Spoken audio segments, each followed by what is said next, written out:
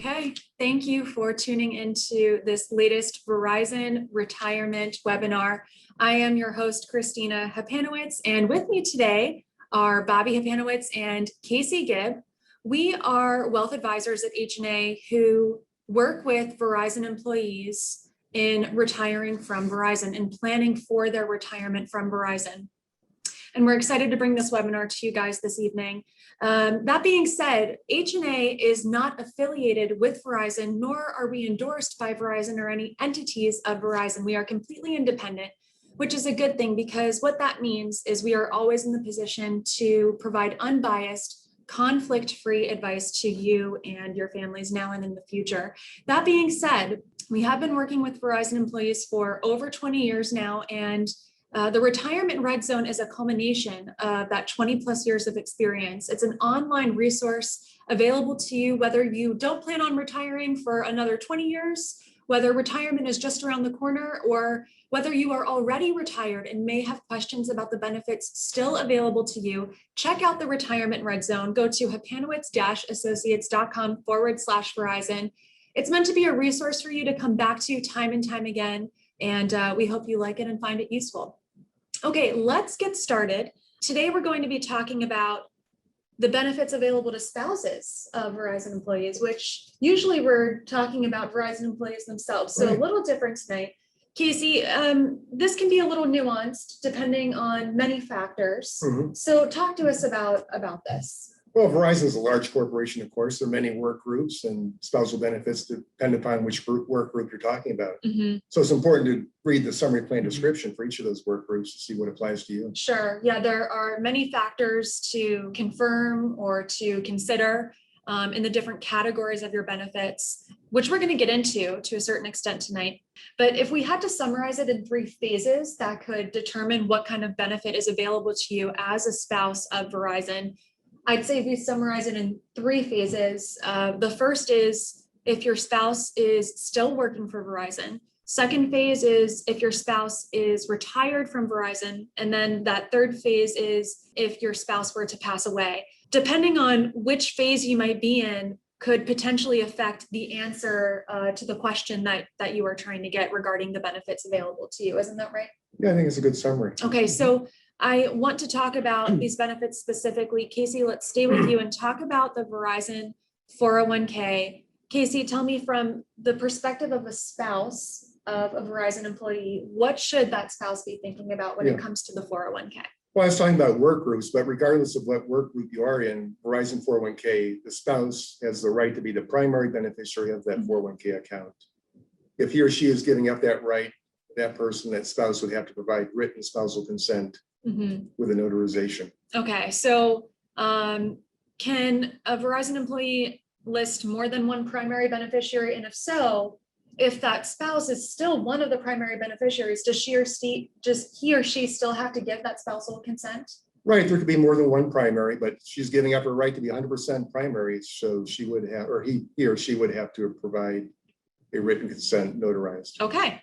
All right, so that's the 401k. Bobby, I want to move on to this next benefit, the pension. Now, as we all know, there are multiple options available to a Verizon employee when it comes to their pension. So talk to us about what that spouse should be keeping in mind when, his or her spouse is choosing from these different options for the pension. Absolutely, and even before choosing between the lump sum or the annuity option, the spouse does have the right to be the primary beneficiary on that benefit as well, very similar to the 401k. So again, if there were any changes to that, if the spouse wasn't to be the primary beneficiary, that would require the spouse's signature notarized as well. Okay. But once you're at that phase where you're ready to make the retirement decision, you're choosing between the lump sum and the annuity option, a couple of things to consider. The lump sum option, when that asset is transferred from Verizon's balance sheet to your balance sheet, that is yours to do with what you will. And that means choosing beneficiaries. And oftentimes the spouse, it's very common to see the spouse as the primary beneficiary on that. If choosing the annuity option, there are a couple of options. If the employee at Verizon is married, the standard option is a joint and survivor option. There's a few different categories of joint and survivor. There's a 50% option. So the way the 50% work is if the spouse of the retiree were to outlive the retiree, after that first death, the spouse would receive 50% of the original payment that was being received at the beginning stages of retirement. So that's the 50% joint survivor. There's a 75% and 100% as well. So those are the spousal survivorship, joint and survivorship options available to you. There's also a single life option. If you're married and choose the single life option, that would require a spouse's notarized signature as well. Okay. But yes, that summarizes a lot of the options available to you. Again, which one is right for you and your spouse depends on a lot of different factors. What is important is that both spouses are involved in that retirement plan. It's a very important retirement planning decisions, and it makes sense to have both spouses. Yeah, because it affects the in that. spouse of the Verizon employee, Absolutely. not just the Verizon employee. It's an integral part of both of their retirement Absolutely. plans. Okay, thanks, Bobby. I want to talk about life insurance now. So Casey, we know that life insurance is available to Verizon employees. Sure. Is it available to their spouses as well? Throughout most work groups, it's a spousal benefit while the employee is working. Okay, so you just said while the employee is working. So does that mean that it could potentially change once the Verizon employee is retired from Verizon? Right. In particular, looking at the East Associates, that coverage does end when the East Associate retires. So for East Associates, the spouse of a Verizon employee, that is when their own coverage ends. What about the Verizon employee himself or herself? Does that coverage continue? Yeah, right. They have basic life insurance coverage 1 times their annual salary, which continues throughout their lifetime. Okay. Now, starting at age 66, it declines by 10% each year up until 70, at which point it levels off. Okay. Now that's the Mid-Atlantic East Associates, which we always like to refer to the East Associates as an example because we work with so many of them and a lot of you guys are tuned in tonight.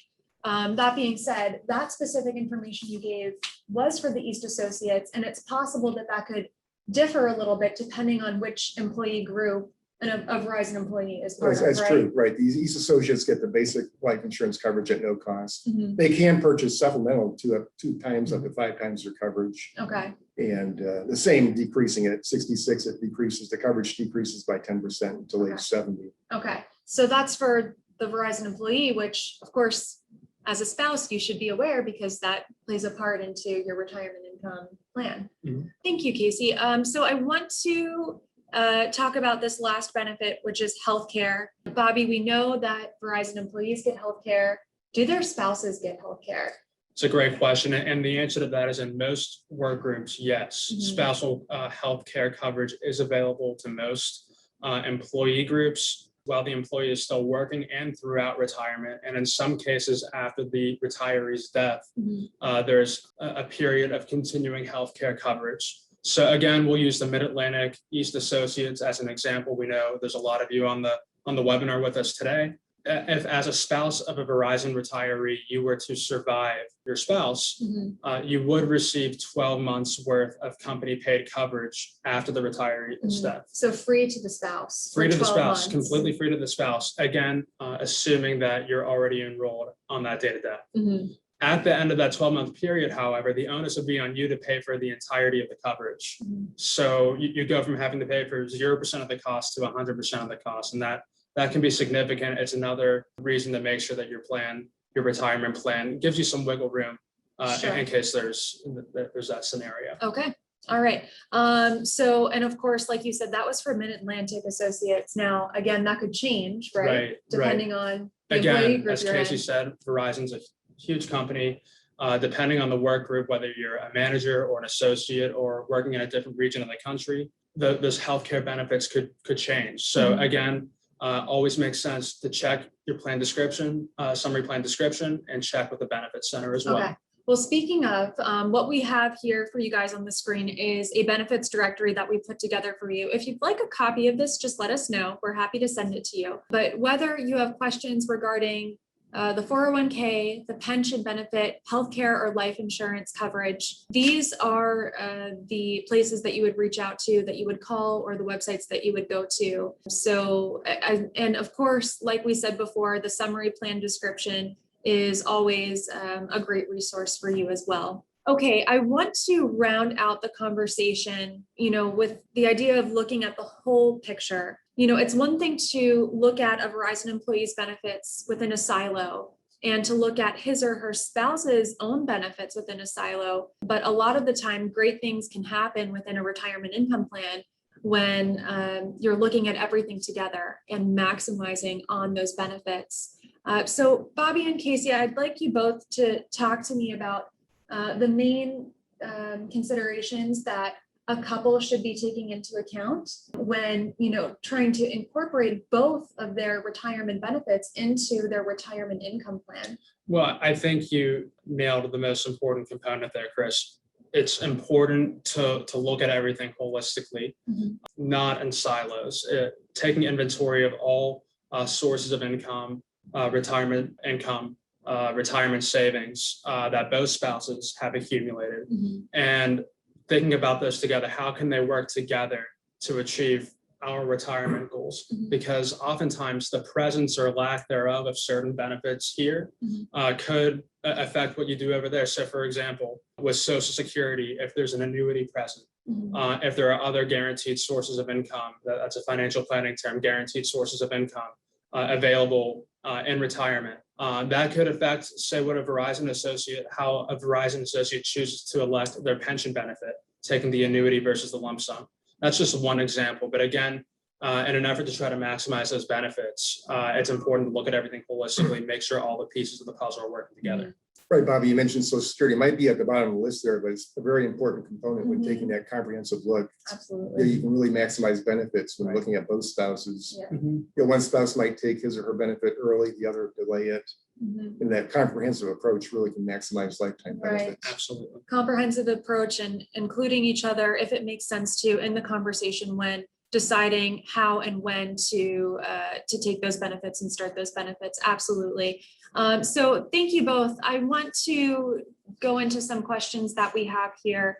And the first question is, you said I must name my wife as the primary beneficiary on my Verizon 401k. Is this a Verizon rule? Casey, why don't you take this? You were talking about this to a certain extent earlier in the video. It's a rule, but actually it's a law. It's a 1974 law under ERISA, Employee Retirement Income Security Act. So yeah, Fidelity's just Verizon's following the law. Sure. Okay.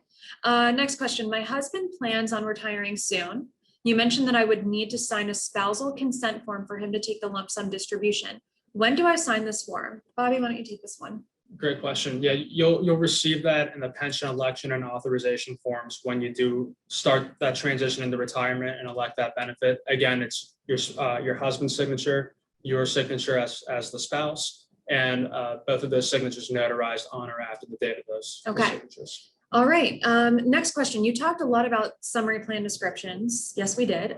For many of the Verizon benefits, where exactly can I locate the summary plan description? Casey? Oh, sure. Yeah, this is found on the Verizon Benefits Connection website. In the library section, there's a section for retirement or benefits, and there's a PDF for each of the benefits, and you find it there. Okay. If you can't locate it, call the Benefits Center. They'll help you navigate and send it to you by email. Okay, great.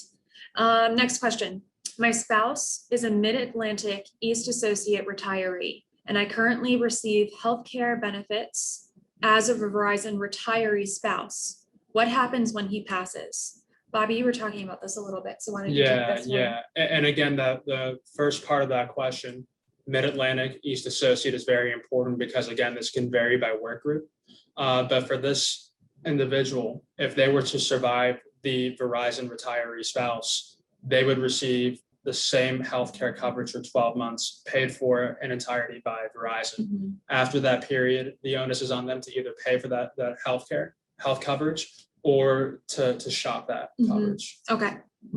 Next question. My husband is an East Associate, another East Associate with 32 years of service and may retire within the next few years. What happens to his pension if he were to die before he retires? Good question. Well, we're looking at the summary plan description. There is a section called Pre-Retirement Survivor Benefits, and it lists those benefits available for the spouse. One of which would be not a single life, it could be a survivor annuity, and also a cash lump sum option. Okay. So again, look at the summary plan description. Now that's for East Associates because this person is an East Associate asking the question, but that can change. The lump sum option might not always be available to the beneficiary, a Verizon employee, depending on what employee group they were in. Is that right? Right, the summary plan description makes note of that. If it's not available as a lump sum option at the time of death, then it's not available for the spouse. Okay. All right, great. Next question. I have a will naming my wife and children as beneficiaries of my estate and assets. Do I still need to update my 401k and pension beneficiary designations? Great question. Bobby, why don't you take that one? Yeah, that's a very important question. The answer to that is absolutely yes. The 401k and the pension benefit will work outside of your will. So it's important to make sure that those beneficiaries are updated. We recommend looking at that at least once a year. Okay. Next question. Are my children eligible for healthcare coverage as dependents of me and my spouse? Great question. Casey? Children, yeah, through most support groups, including these associates, dependents are children, and they're considered eligible for medical care up until age 26. Okay. Now, does that matter if the Verizon employee is retired versus not retired? These associates through retirement as well. Okay. So if you're an East associate, then yes. But if you're not an East associate, then check your summary plan description or call the benefits center. Okay, next question. What is the maximum life insurance I can purchase at Verizon as a Mid-Atlantic East associate? Bobby? Again, we sound like a broken record, but because, again, Mid-Atlantic East Associates, the maximum amount is 5 times base pay. Again, if you're not an East associate, check your summary plan descriptions, call the benefits center. Okay, we have one more question here. I am a Verizon Mid-Atlantic East associate, and my wife and I are now legally separated. Is she eligible for spousal retiree medical benefits? Casey, do you want to take that? Right, yes. For East associates, upon a divorce or legal separation, that spouse would not be eligible for benefits. Okay, all right. Thank you both, and thank you everybody for tuning in this evening. If you have any other questions or think of any other questions in the future, please email or call us. Our information is at the bottom of the screen. And stay tuned for more Verizon content. Continue to check the Retirement Red Zone. Again, Hapanowicz-associates.com/Verizon. And coming soon later this year, we will be bringing a live Social Security webinar exclusively for Verizon employees. So stay tuned for that. Thank you everybody so much for joining us this evening, and we'll see you next time. Take care.